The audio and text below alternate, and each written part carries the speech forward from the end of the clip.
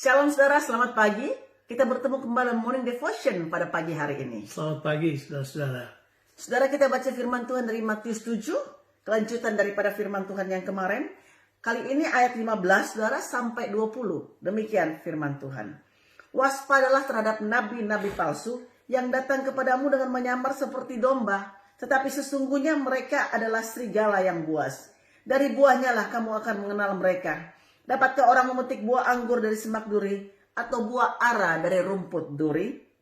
Demikianlah setiap pohon yang baik menghasilkan buah yang baik, sedang pohon yang tidak baik menghasilkan buah yang tidak baik. Tidak mungkin pohon yang baik itu menghasilkan buah yang tidak baik, ataupun pohon yang tidak baik itu menghasilkan buah yang baik. Dan setiap pohon yang tidak menghasilkan buah yang baik pasti ditebang dan dibuang ke dalam api. Jadi dari buahnya lah kamu akan mengenal mereka.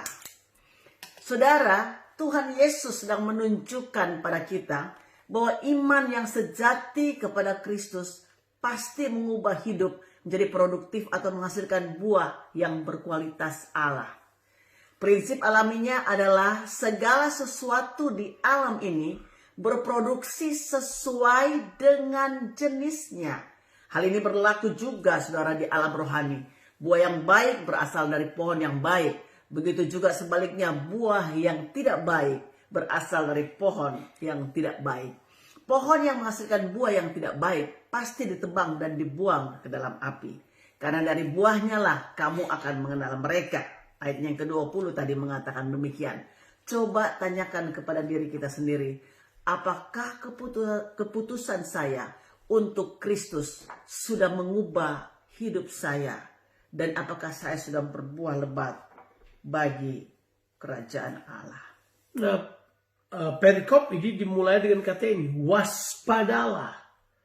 Proseko itu punya bahasa Yunani, proseko itu punya pengertian adalah take heed, waspada, beri perhatian khusus untuk hal ini. Dia berkata begini, waspadalah terhadap nabi palsu yang datang kepadamu, karena mereka datang seperti domba, padahal mereka ini adalah serigala. Mereka seperti domba, menyamar seperti domba, tapi sesungguhnya mereka adalah serigala. Jadi kita disuruh waspada untuk kemudian mengembangkan suatu kemampuan yang disebut dengan discernment atau kemampuan membedakan. Salah satu karunia roh yang diberikan kepada kita adalah discernment of the spirit, discerning spirit. Ya, di sini dibilang bahwa kita harus membuat perbedaan. Apa yang harus kita lihat perbedaannya? Perbedaan adalah membuat perbedaan dari buah yang dihasilkan dari sebuah pohon. Ya, itu seperti isi saya katakan bahwa pohon yang tidak baik hasilnya pasti tidak baik. Pohon yang baik buahnya pasti baik. Jadi kita harus punya discernment untuk melihat buah atau hasil dari kehidupan kita ataupun kehidupan orang lain. Makanya kita harus mengembangkan kemampuan untuk membedakan. Ya, kalau orang tanya pada saya, bagaimana kamu belajar untuk bisa membedakan uang asli sama uang yang palsu?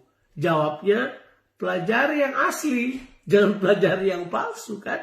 Kita konsentrasi membaca apa yang asli, kebenaran Alkitabiah, kebenaran yang sehat, doktrin yang sehat. Itulah yang harusnya merupakan makanan kita supaya kita tidak terjebak kepada menjadi tumpul dalam kemampuan kita membuat perbedaan. Yesus dengan jelas bilang begini, waspadalah. Sebab kalau tidak, sudah bisa berbahaya, ya, sudah bisa termakan. Karena dibilang ada seperti serigala, orang bisa jadi korban daripada hal tersebut. Saudara, nabi-nabi palsu yang mengajarkan ajaran palsu hanya dapat menghasilkan kebenaran palsu juga. Saya akan bacakan ayat dalam Kisah Rasul 20 ayat 29 sampai dengan ayat yang ke-30. Demikian firman Tuhan. Aku tahu bahwa sesudah aku pergi, serigala-serigala yang ganas akan masuk ke tengah-tengah kamu dan tidak akan menyayangkan kawanan itu. Bahkan dari antara kamu sendiri akan muncul beberapa orang yang dengan ajaran palsu mereka berusaha menarik murid-murid dari jalan yang benar dan supaya mengikut mereka. Nah, buah mereka atau hasil pelayanan mereka palsu dan tidak bertahan lama. Dan semakin dekat kita dengan mereka, semakin kita melihat bahwa kepalsuan hidup dan pengajaran mereka, saudara, semakin nyata. Mereka membesarkan diri mereka bukan Kristus. dan menarik orang pada diri mereka sendiri. Dan tujuan mereka mengeksploitasi orang yang mengikut mereka dan bukan untuk membangun orang-orang tersebut.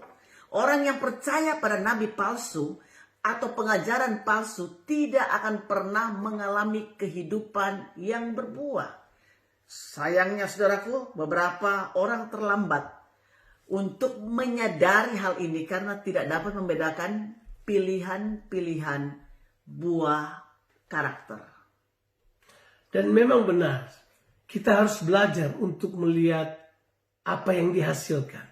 Kita harus melihat ukuran kita yang asli adalah Yesus Kristus. Lihat saja Yesus Kristus.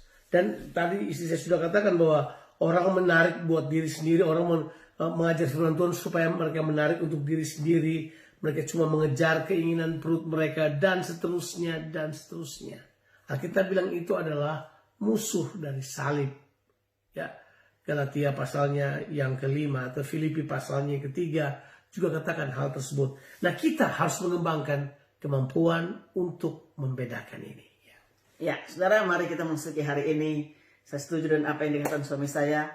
Kita masuk, saudaraku, untuk mengembangkan kehidupan yang kita bisa membedakan. Karena, saudara, kita akan dapat bertumbuh dan berbuah lebat. Tuhan Yesus berkati, saudara. Amin.